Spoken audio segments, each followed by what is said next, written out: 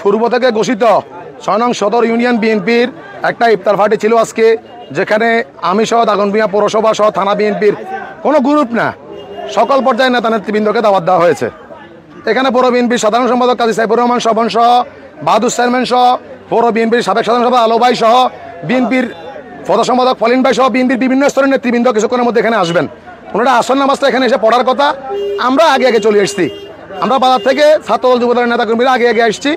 আসার পরে এখানে স্থানীয় ছাত্রদল যুবদলের যেসব নেতাকর্মীরা ছিল, এখানে দুইটা ব্যানার দেখা গেছে। একটা ব্যানারে বিএনপির সভাপতির নাম দেখা গেছে।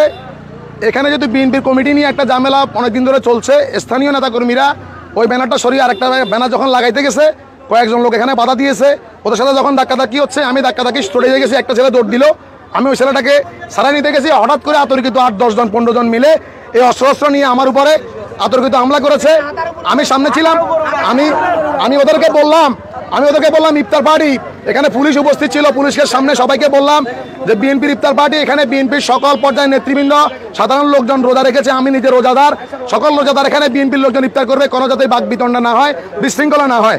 কিন্তু পরবর্তীতে দেখা গেছে যে একটা ছেলে দৌড় দিল, ওর পিছনে যখন দৌড় দিল, ওই দিক থেকে আতর্কিত 10-15 জন সরোয়ার সহ কয়েকজনের নেতৃত্বে এই অস্ত্র নিয়ে আমার উপরে হামলা করা হয়েছে। আপনারা দেখেন, তাদেরকে আমাদের লোকজন তাড়া করার পরে তাদের কাছ থেকে, তাদের হাত থেকে ওপেন এই অস্ত্রগুলো তাদের হাত থেকে পাওয়া গিয়েছে। এবং আশপাশে অনেকগুলা লাঠি পাওয়া গেছে। লাঠিগুলো যেখানে পাওয়া গেছে পরিত্যক্ত অবস্থায় লাঠিগুলো ছিল। লাঠির পাশে এখানে গাঁজাও পাওয়া গিয়েছে, এগুলো পরিত্যক্ত অবস্থায় মঞ্চের পিছনে ছিল। মঞ্চের পিছনে লাঠিগুলো এবং গাঁজাগুলো ছিল। আর হচ্ছে এই অস্ত্রগুলো যেগুলো দেখছেন, ওগুলো তাদের হাত থেকে আমাকে যে কোপ দিয়েছে, তারা সহ 7-8-10 জনের হাত থেকে তাড়ানোর পরে ওরা অস্ত্রগুলো রেখে পালিয়ে গিয়েছে। এখানে উপস্থিত সবাই সেটা দেখেছে, পুলিশ প্রশাসন দেখেছে। আমরা এখানে হুন্ডা নিয়ে আসছি। আসার পরে আমরা যখন এখানে নামি, আমরা খালি হাতে ছিলাম। এখানে স্বাভাবিকভাবে আমরা মঞ্চের দিকে এগিয়ে গেছি, মঞ্চে বসবো। সেই অবস্থায় বাক বিতণ্ডা বাড়াবাড়ির পর্যায়ে যখন একটা ছেলে দৌড় দিল, সবাই তার পিছনে দৌড় দিল। সেখানে আমি ওই ছেলেটাকে বাঁচাতে গেলাম, বাঁচিয়ে নিয়ে আসলাম। এই অবস্থায় এসে আমার উপর হামলা করা হলো। দাগনভূঞার রাজনীতিতে গত বেশ কিছুদিন যাবৎ যে বিশৃঙ্খলা হচ্ছে আপনারা দেখেছেন। সেখানে আমি আসলে অনেকদিন ধরে চিন্তা করছিলাম যে আমার জানের উপর একটা আমার আকাঙ্ক্ষা, যে আমার জানটা এখন আর নিরাপদ নয়। অনেকদিন ধরে নানান কথা শুনেছি, কিন্তু আজকে আমি তো একজন নেতা, আমার উপরে আজকে আক্রমণটা কোনো কর্মীকে নয়, সরাসরি আমাকে ধরে কোপানো হচ্ছে। হ্যাঁ, আপনারা দেখেন, এখানে আকবর সাহেবের ক্যাডার বাহিনী আমার উপর আতর্কিত হামলা করেছে। একটা ইফতার পার্টি, সেখানে অস্ত্রের কি প্রয়োজনীয়তা আছে?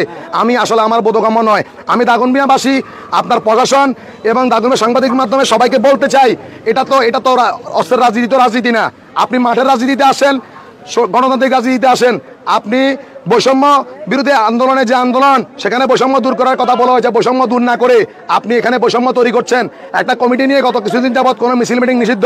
এখানে মিছিল মিটিং না, একটা ইফতার পার্টি, সবাই রোজাদার ইফতার করবে, কিন্তু সেখানে অস্ত্র নিয়ে এভাবে হামলা করা কতটুকু যৌক্তিক আপনারা বিচার করবেন। ধন্যবাদ সবাইকে।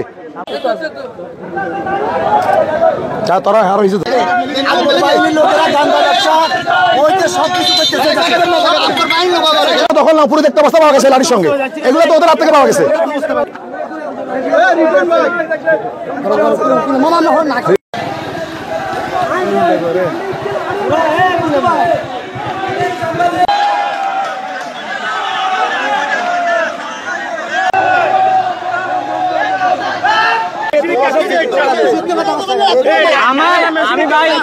আমি ভাই হাসা কথা কইছি ভাই,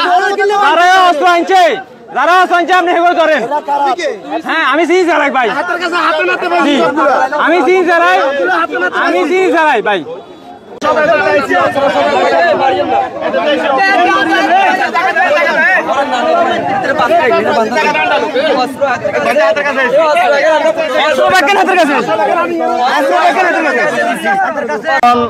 এখানে ইফতার মাহফিল আমরা দাওয়াত পাইছি। দাওয়াত পাওয়ার পরে আমরা এখানে আসি, উপস্থিত হয়েছি।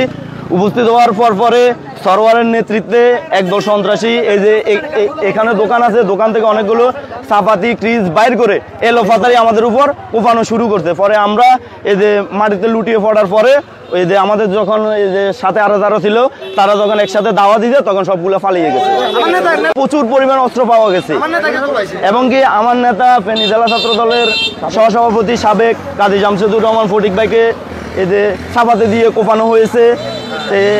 বিএনপি সভাপতি আকবর হোসেনের নেতৃত্বে আজকে এখানে 6 নম্বরে সন্ত্রাসী কার্যক্রম চালিয়েছে।